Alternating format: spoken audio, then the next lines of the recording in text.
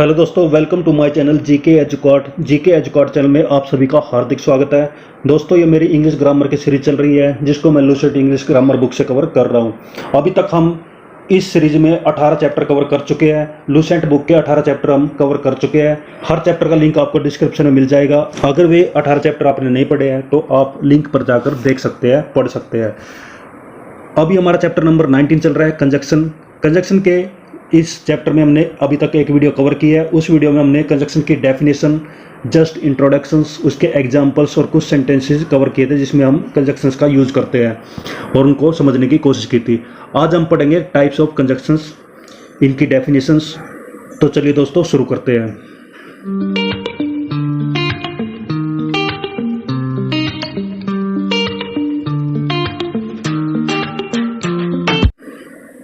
आगे बढ़ने से पहले मैं आपको बता देना चाहता हूं कि यहाँ पर जो भी अंडरलाइंस लिखा हुआ है आप उन पर फोकस करने की कोशिश करें ताकि ये आपको समझ में आ सके। मेन पॉइंट मैंने अंडरलाइन किए हुए हैं, उन पर आप फोकस करें। तो चलिए शुरू करते हैं। काइंड्स ऑफ कंजक्शंस, दो प्रकार की कंजक्शन यहाँ पर बताई गई है, कोऑर्डिनेट कंजक्शंस और सबऑर्डिनेट कंजक्शंस। वैसे तो कोरिलेटिव कंजक्शंस भी होती है, वो आगे बताई गई है, लेकिन यहाँ पर सिर्फ इन्होंने दो के बारे में बताया है। इनके बारे में पढ़ते हैं। पहले तो हम मोटा मोटा जान लेते हैं कोऑर्डिनेट कंजक्शंस क्या होती है। कोऑर्डिनेट कंजक्शंस ऐसी कंजक्शंस होती है, ऐसे वर्ड्स होते हैं जो कि सेम मीनिंग्स के वर्ड्स को आपस में जोड़ते हैं। पहले तो आपको पता होना चाहिए कंजक्शंस क्या होते हैं। कंजक्शंस ऐसे वर्ड्स होते हैं जो दो वर्ड्स को जोड़ते हैं, या फिर दो फ्रेजेस को जोड़ते हैं, या फिर दो क्लॉज को जोड़ते हैं, या फिर दो सेंटेंसेस को जोड़ते हैं। तो जिन वर्ड्स या फिर फ्रेजेस या फिर क्लॉजेस को ये जोड़ते हैं, अगर वे सेम या फिर इक्वल वैल्यू रखते हैं तो उसके लिए हम कोऑर्डिनेट कंजक्शंस का यूज करेंगे। जैसे यहाँ पर फैन बॉयज लिखा हुआ है, फैन बॉयज मीन्स इसके कुछ एग्जांपल्स होते हैं कोऑर्डिनेट कंजक्शंस के। उनके लिए शॉर्टकट ट्रिक यहाँ पे है फैन बॉयज। फैन बॉयज का मीन्स होता है फॉर, एंड, नोर, बट, और, यट, सो। आगे हम इनके बारे में पढ़ेंगे। अभी हम समझते हैं सबऑर्डिनेट कंजक्शंस। सबऑर्डिनेट कंजक्शंस क्या होते हैं? सबऑर्डिनेट कंजक्शंस ऐसे वर्ड्स होते हैं जो दो मेन क्लॉज को जोड़ते हैं। किसको जोड़ते हैं? दो मेन क्लॉज को, या फिर मेन और सबऑर्डिनेट क्लॉज को जोड़ते हैं। तो इनकी डेफिनेशन आगे बताई गई है, वो हम पढ़ते हैं। तो पहले हम शुरू करते हैं कोऑर्डिनेटिंग कंजक्शंस। इनके यहाँ पर एग्जाम्पल दिए गए एंड, बट, और, नोर, फॉर, यट, सो। जो मैंने फैन बॉयज एक ट्रिक बताई थी उन वही यहाँ पर बताया गया, एंड, बट, और, नोर, फॉर, यट, सो। इसके अलावा एज वेल एज, आइदर और, neither NOR, both, and, not only but also. ये दो कंजक्शंस हैं जो सेंटेंस में एक साथ यूज की जाती है, और ये दो सेपरेट सेंटेंस या फिर क्लॉज को आपस में जोड़ते हैं। Only, then, therefore, not less than, otherwise, और else, still, while, whereas, nevertheless. ये भी कंजक्शंस है। कौन सी? Coordinating conjunctions. तो अभी आप इनको समझिए कि ये कौन कौन सी है, इनके मीनिंग हम आगे समझेंगे। यानी कि समान फंक्शन वाले शब्दों को जोड़ने के लिए हम कोऑर्डिनेट कंजक्शन का यूज करते हैं। आपकी समझ में आया होगा, फिर से रिपीट कर देता। कोऑर्डिनेट कंजक्शंस दो शब्दों को जोड़ता है, दो फ्रेजेस को जोड़ता है, दो क्लॉजेस को जोड़ता है, दो सेंटेंसेस को जोड़ता है। किस कंडीशन में? जब वे इक्वल वैल्यू रखते हैं, या फिर इक्वल इंपॉर्टेंस रखते हैं, या फिर इक्वल रैंक रखते हैं। ये हम एग्जांपल से समझते हैं।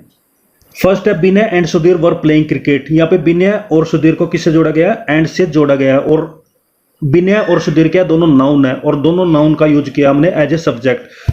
तो यहाँ पे हमने दो सब्जेक्ट को जोड़ा है जो कि दोनों क्या है? नाउन। नेक्स्ट है यू एंड आई स्टूडेंट्स। तो एंड से हमने किसको जोड़ा? यू एंड आई को। दोनों क्या? प्रोनाउन है, जो नाउन की जगह यूज हुआ है, और दोनों एज ए सब्जेक्ट यूज हुआ है। तो यहाँ पे फिर से हमने दो सब्जेक्ट को जोड़ा है जो कि दोनों क्या है? प्रोनाउन। नेक्स्ट है, Veena and I went to Vishnupur. तो एंड से हमने वीना और आई को जोड़ा है जो कि दोनों क्या है? नाउन और प्रोनाउन। वीना क्या? नाउन, और आई क्या? प्रोनाउन। तो हमने यहाँ पर दो सब्जेक्ट को जोड़ा है जिनमें एक नाउन है तो दूसरा क्या? प्रोनाउन। नेक्स्ट है, I love you and your brothers.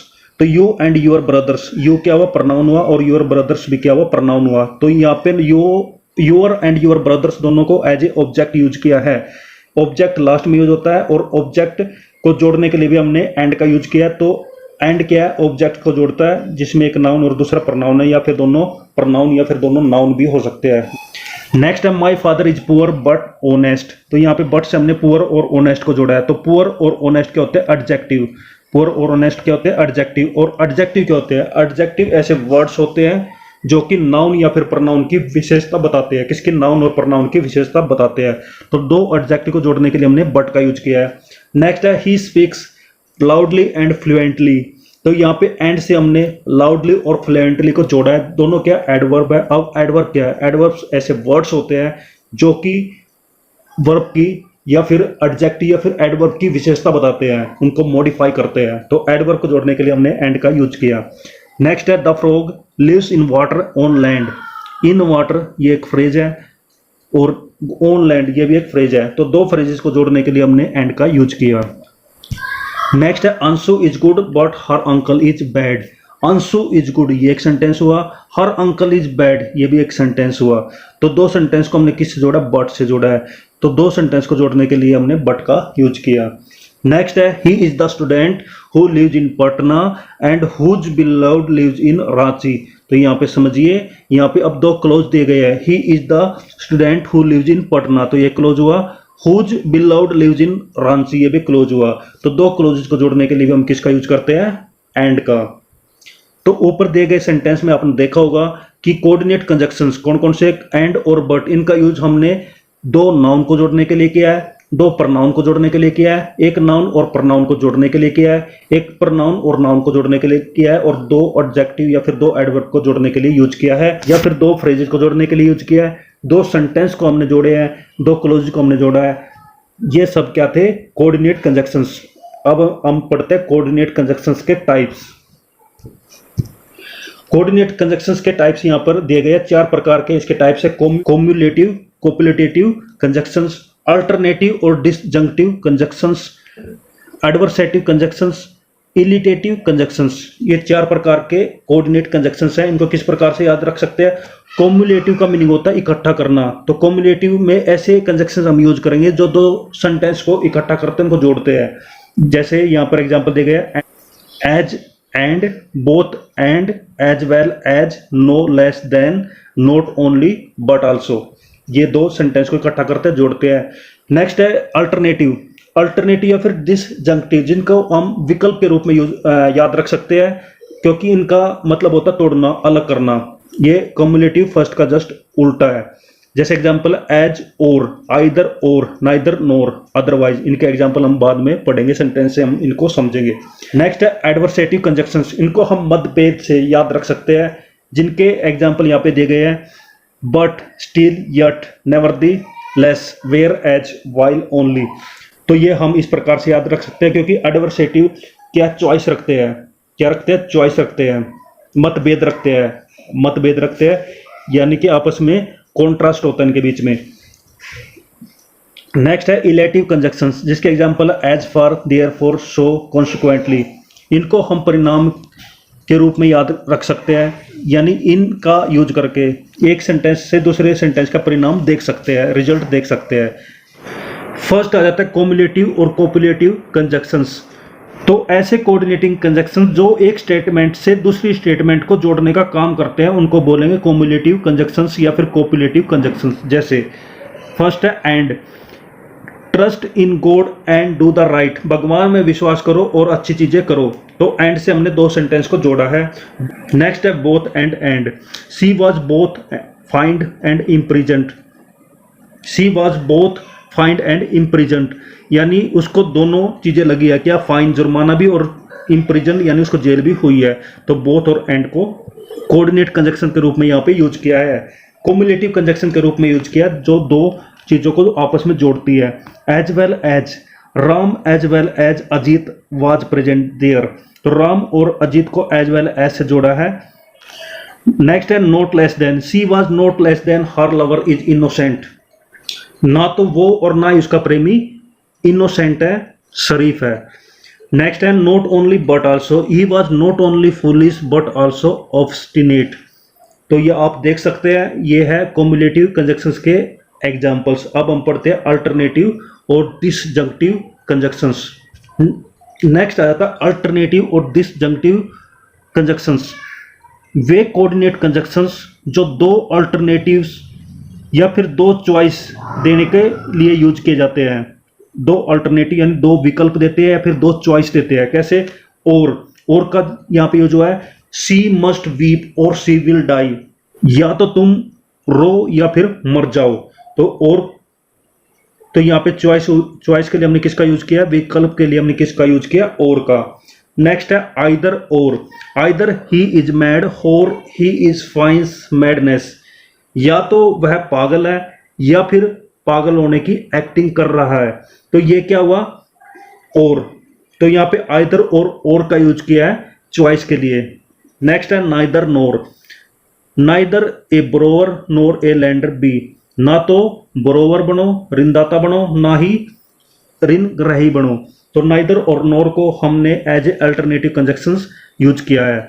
Next है otherwise else, work hard else, या फिर यूज करो अदरवाइज, या तो एल्स का यूज करो या फिर अदरवाइज का। तो एल्स यू विल नोट पास और अदरवाइज यू विल नोट पास, परिश्रम करो नहीं तो तुम पास नहीं हो सकोगे। तो इस तरह से दो विकल्प यहाँ पे जोड़े गए हैं एल्स और अदरवाइज से। नेक्स्ट है एडवर्सेटिव कंजक्शंस। ये वे कोऑर्डिनेट कंजक्शंस हैं जो दो स्टेटमेंट के बीच में अपोजिशन या फिर कॉन्ट्रास्ट को एक्सप्रेस करते हैं, विरोध या फिर अंतर के भाव को दर्शाते हैं। कैसे? बट का एग्जांपल है he is slow but he is study, वह स्लो है, धीमा है, लेकिन रेगुलर है, स्टडी है, निरंतर है। तो इसको हमने बट से जोड़ा है, जो दो अपोजिशन, दो कंट्रास्ट को जोड़ते हैं। स्लो भी है लेकिन निरंतर है, तो दोनों चीजें क्या हुई? अपोजिट हुई। नेक्स्ट है still yet, he was annoyed still yet he kept quite, इसमें स्टिल या फिर यट का यूज करेंगे, दोनों का मीनिंग सेम रहेगा। दुखी था फिर भी चुप था, तो दो चीजें जो कि आपस में विरोधाभास है जिनके बीच में, उनको हमने स्टिल या फिर यट से जोड़ा है, जिनको हम कहेंगे एडवर्सेटिव कंजक्शंस। नेक्स्ट है nevertheless, he had no chance of success nevertheless he persevered, तो यहाँ पे भी दो विरोधाभास को, दो कॉन्ट्रास्ट सेंटेंस को हमने किससे जोड़ा है? नेवरदलेस से। नेक्स्ट है whereas while, she is beautiful whereas while her friends are ugly, वह सुंदर है जबकि उसका दोस्त भद्दा है। तो ब्यूटीफुल अगली दो क्या है? कॉन्ट्रास्ट अपोजिशन वर्ड्स है जिनको वेयर एज या फिर वाइल से जोड़ा गया है। Only he was all right only he was fatigued, वह ठीक था जबकि वह थका हुआ था। तो यहाँ पे दो विरोधाभास चीजों को किससे जोड़ा है? Only say. नेक्स्ट आता है इलेटिव कंजक्शंस, वे जो इनफेरेंस यानी निष्कर्ष के भाव को एक्सप्रेस करते हैं, रिजल्ट दिखाते हैं, परिणाम को एक्सप्रेस करते हैं। कैसे? For she will pass for she works very hard, वह परिश्रम करते इसलिए पास होगी। तो परिश्रम करने के रिजल्ट को हमने किससे जोड़ा? पास होने से। तो इसके लिए हमने किसका यूज किया? फॉर का। नेक्स्ट है therefore, she was found stealing and therefore she was arrested, उसको चोरी करते हुए पाया गया था इसलिए उसको अरेस्ट किया गया, पकड़ा गया, वह पकड़ी गई। तो चोरी करने का रिजल्ट क्या रहा? अरेस्ट होना। तो यहाँ पे निष्कर्ष के लिए हमने देयरफॉर का यूज किया है। तो दोस्तों ये थे अभी तक हमने जो पढ़े, ये थे कोऑर्डिनेटिंग कंजक्शंस, जो कि कौन कौन से थे? Cumulative, alternative, adversative, illative. तो चार टाइप्स के कोऑर्डिनेटिंग कंजक्शंस थे। अब हम पढ़ते हैं सबऑर्डिनेट कंजक्शंस। सबऑर्डिनेट कंजक्शंस जो दो क्लोज को जोड़ने का काम करेंगे, इसकी डेफिनेशन पढ़ते हैं। पहले इसके एग्जाम्पल यहाँ पे दिए गए, उनको पढ़ लेते हैं। As, because, since, if, though, although, that, before, after, till, until, unless, whether, lest, as if, in case, so that, as long as soon as, which, when, where, why, how, as though. ये सब क्या है? Subordinating conjunctions है। क्या है? Subordinating conjunctions. तो subordinate का meaning होता है आश्रित या दूसरे पर निर्भर रहना। तो सबऑर्डिनेट कंजक्शन का हम यूज करते हैं सबऑर्डिनेट क्लॉज को जोड़ने के लिए। किसके साथ? प्रिंसिपल क्लॉज के साथ। जब हम प्रिंसिपल क्लॉज और सबऑर्डिनेट क्लॉज को जोड़ते हैं तो हम किस कंजक्शन का यूज करेंगे? सबऑर्डिनेट कंजक्शंस का।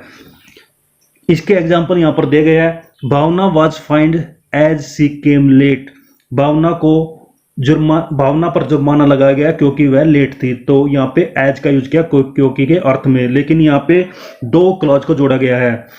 किस किस को? भावना वाज फाइंड और सी केम लेट, दोनों क्या है? क्लॉज है। Next if he comes I shall go, तो इफ क्या है यहाँ पे सबऑर्डिनेटिंग कंजक्शन। नेक्स्ट है नीलू इज ऑनेस्ट दो ही इज पुअर, नीलू ईमानदार है क्योंकि वह गरीब है, क्योंकि वह नीलू गरीब है फिर भी ऑनेस्ट है, तो यहाँ पे दो का यूज किया फिर भी के अर्थ में, जो कि क्या है सबऑर्डिनेटिंग कंजक्शन।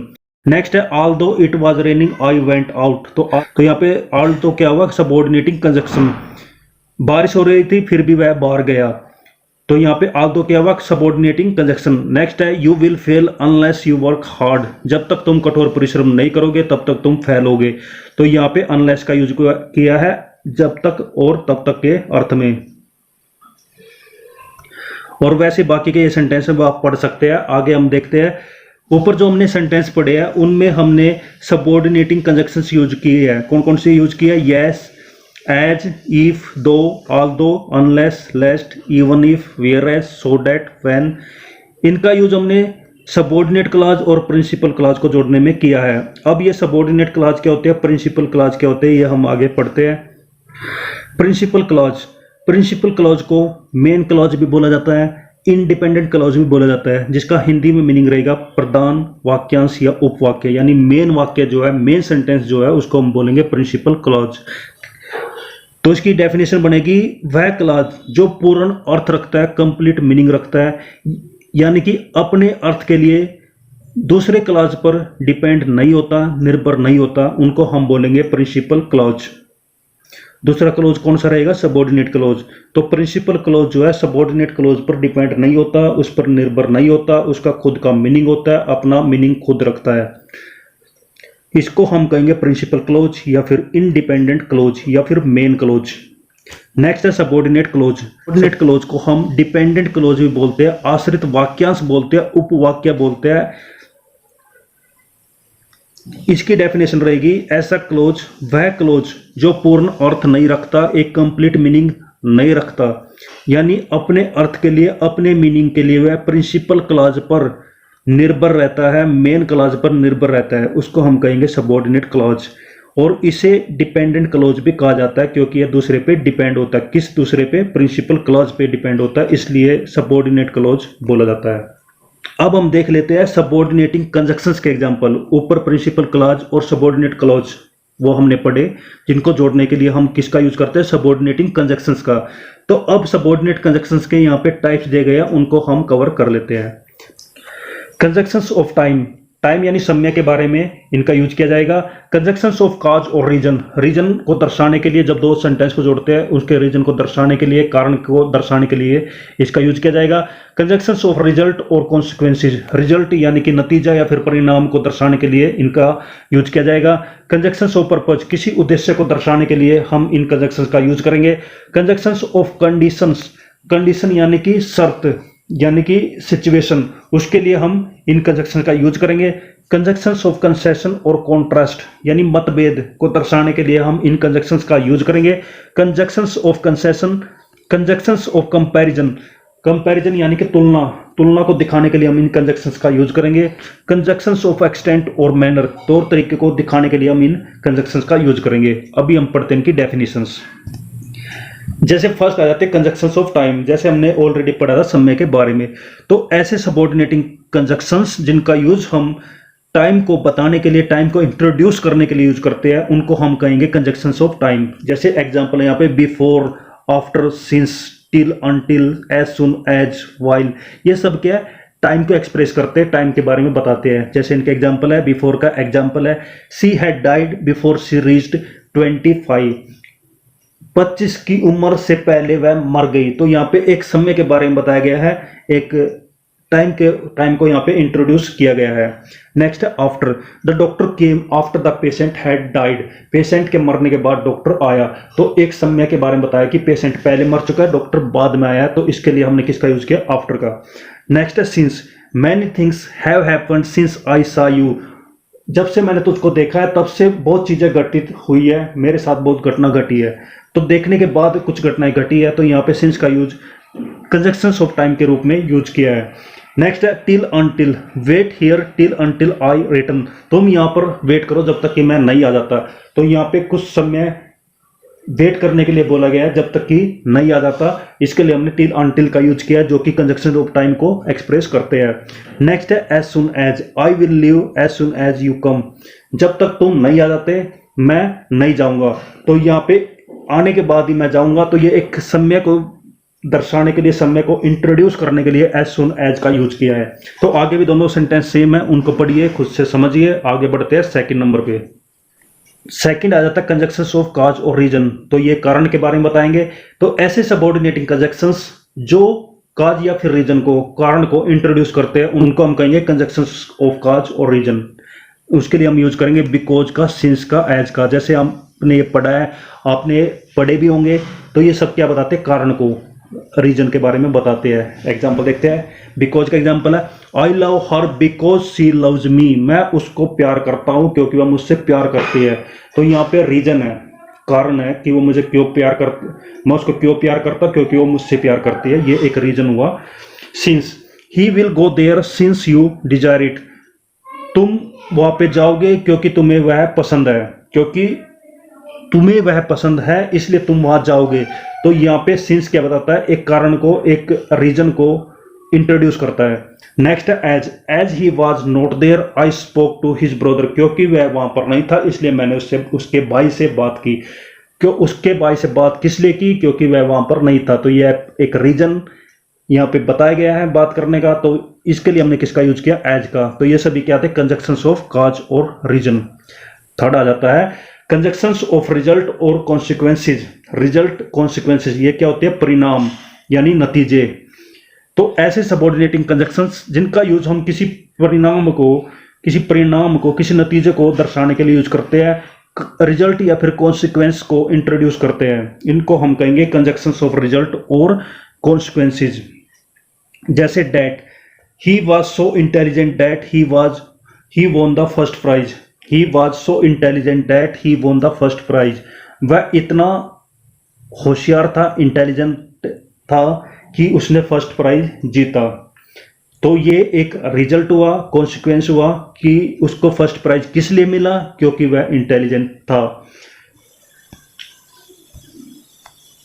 फोर्थ आ जाता है कंजक्शंस ऑफ पर्पज, जिसमें हम किसी पर्पज या उद्देश्य के बारे में बात करेंगे। तो वे सबऑर्डिनेटिंग कंजक्शंस जिनका यूज हम उद्देश्य को इंट्रोड्यूस करने के लिए यूज करते हैं, पर्पज को इंट्रोड्यूस करने के लिए यूज करते हैं, उनको हम कहेंगे कंजक्शंस ऑफ पर्पज। तो इसके एग्जांपल है that, so that, lest, in order that. That का एग्जांपल है we eat that we may live, हम खाते ताकि हम जिंदा रह सके, जीवित रहने के लिए हम खाते हैं। तो ये क्या हुआ, एक उद्देश्य हुआ, जिंदा रहने का उद्देश्य हुआ कि जिंदा रहने के लिए हम खाते हैं, तो इसके लिए हमने डेट का यूज किया है, तो इसको हम कहेंगे कंजक्शन ऑफ पर्पज। नेक्स्ट है so that, he worked hard so that he might pass, वह परिश्रम करता है ताकि वह पास हो सके। तो यहाँ पे पास होने के लिए वह परिश्रम करता है, तो पास होने का एक उद्देश्य है जिसके लिए वह परिश्रम करता है, तो यहाँ पे सो डेट को बोलेंगे conjunction of purpose. Next lest, walk carefully lest you should fall, आराम से चलो नहीं तो तुम गिर जाओगे, तुम गिर जाओगे इसलिए आराम से चलो। तो आराम से चलने का उद्देश्य है ना गिरना, तो यहाँ पे लेस्ट का यूज किया as a conjunction of purpose. Next है in order that, he work hard in order that he become rich, वह परिश्रम करता है ताकि वह अमीर बन सके। तो अमीर होने का उसका उद्देश्य है, तो अमीर होने के लिए वह परिश्रम करता है। तो ये पर्पज यहाँ पे दिया गया, उद्देश्य यहाँ पे दिया गया है इन ऑर्डर डेट के रूप में। तो ये थे कंजक्शंस ऑफ पर्पज। फिफ्थ आ जाता है conjunctions of conditions, way subordinate conjunctions जिनका यूज हम कंडीशन को इंट्रोड्यूस करने के लिए यूज करते हैं, सिचुएशन को इंट्रोड्यूस करने के लिए यूज करते हैं, इनको हम कहेंगे conjunctions of conditions. Conjunctions of conditions कौन से होते हैं, if, as if, unless. If का एग्जाम्पल है he will dismiss you if you late again, यदि तुम दोबारा लेट हुए, दोबारा देरी से आए तो तुम्हें डिसमिस कर दिया जाएगा, नौकरी से हटा दिया जाएगा। तो ये कंडीशन हुई, अगर तुम फेल हुए, अगर तुम लेट हुए तो तुम्हें डिसमिस कर दिया जाएगा। तो इसके लिए हमने इफ का यूज किया जो कि कंजक्शन ऑफ कंडीशन है। नेक्स्ट है as if, she behaves as if she were mad, वह पागल थी इसलिए ऐसा बिहेव करती है, ऐसा बर्ताव करती है। तो यहाँ पे कंडीशन के लिए हमने किसका यूज किया है, कंजक्शन ऑफ कंडीशन के लिए किसका यूज किया, एज इफ का। नेक्स्ट है unless he can not be pardoned unless he confess his fault. जब तक तुम अपनी गलती को स्वीकार कर नहीं लेते तब तक तुम्हें माफ नहीं किया जाएगा। तो ये अनलेस का यूज किया कंजक्शन ऑफ कंडीशन के रूप में। कंसेशन और कॉन्ट्रास्ट जो कि मतभेद के बारे में बताता है। तो कंसेशन और कॉन्ट्रास्ट को इंट्रोड्यूस करने के लिए जिन कंजक्शंस का हम यूज करते हैं उनको हम कहेंगे कंजक्शंस ऑफ कंसेशन या कंजक्शन ऑफ कॉन्ट्रास्ट। इसके एग्जांपल देखते हैं। Although he is honest man although he is poor. वह गरीब है फिर भी ईमानदार है। तो ये क्या हुआ, कॉन्ट्रास्ट, गरीब है लेकिन ईमानदार है। दो ही इज नॉट कंटेंटेड दो ही इज पुअर। वह गरीब है फिर भी संघर्ष नहीं करता। ये भी क्या हुआ, कॉन्ट्रास्ट हुआ, मतभेद हुआ। नेक्स्ट है however he will never pass however hard he may try, या फिर इसको लिख सकते हैं however he may try hard. तुम कठोर परिश्रम करते हो फिर भी तुम पास नहीं होगे। तो ये भी कॉन्ट्रास्ट हुआ, एक मतभेद हुआ। तो ऑल्दो, दो, हाउएवर इनको हमने यूज किया कंजक्शंस ऑफ कंसेशन या फिर कंजक्शंस ऑफ कॉन्ट्रास्ट के रूप में। नेक्स्ट है कंजक्शंस ऑफ कंपैरिजंस। तो ऐसे कंजक्शंस जिनका यूज हम कंपैरिजन करने के लिए यूज करते हैं, कंपैरिजन को दर्शाने के लिए, इंट्रोड्यूस करने के लिए यूज करते हैं, उनको हम कहेंगे कंजक्शंस ऑफ कंपैरिजन। इसके लिए दो यहाँ पर एग्जांपल दिए गए, एज और देन का। He is as clever as I. वह इतना क्लेवर है, चतुर है जितना कि मैं। तो ये हुआ कंपैरिजन, मेरे और उसमें। नेक्स्ट है he loves me as much as you. वह मुझसे इतना प्यार करता जितना कि तुम। तो तुम और उसके दोनों के बीच में यहाँ पे कंपैरिजन दिखाया गया है कि दोनों मुझसे प्यार करते हैं। Then she likes me not less than you. वह मुझसे तुमसे कम प्यार नहीं करता। तो यहाँ पे फिर से कंपैरिजन के लिए हमने देन का यूज किया है। He is taller than you. वह तुमसे लंबा है। तो लेंथ के लिए हमने देन का यूज किया है जो कि कंपैरिजन को दर्शाता है। कंजक्शंस ऑफ एक्सटेंट और मैनर। ऐसे सबऑर्डिनेट कंजक्शंस जिनका यूज हम मैनर को दर्शाने के लिए यूज करते हैं, एक लिमिट को दर्शाने के लिए यूज करते हैं, उनको हम कहेंगे कंजक्शंस ऑफ एक्सटेंट और मैनेजर। जैसे एग्जांपल है as man will reap as they sow. जैसा मनुष्य बोएगा वैसा ही काटेगा। तो ये क्या हुआ, एक लिमिट हुई, एक मैनर हुआ, एक तरीका हुआ जो यहाँ पर बताया गया है। And he choose the candidates according as they were fit. उसने प्रतिभागी को चुना क्योंकि वह फिट था। तो यहाँ पे अकॉर्डिंग एज का यूज किया है कंजक्शंस ऑफ मैनर के रूप में। तो दोस्तों ये थी आज की वीडियो, इसको हम यहीं पर ही खत्म करते हैं। आज की वीडियो में हमने कवर किया टाइप्स ऑफ कंजक्शंस। तो दोस्तों ये थी आज की वीडियो। आज की वीडियो आपको कैसी लगी? अगर आपके समझ में आई है, आपको अच्छी लगी है, तो वीडियो को जरूर लाइक करें, शेयर करें। जिसने मेरा चैनल अभी तक सब्सक्राइब नहीं किया है, इस चैनल को सब्सक्राइब करें। तो दोस्तों मिलते हैं नेक्स्ट वीडियो में। हंसते रहिए, मुस्कुराते रहिए, जी जान लगाकर पढ़ाई करिए। बेस्ट ऑफ लक सभी को। Thank you. जय हिंद, जय भारत, वंदे मातरम।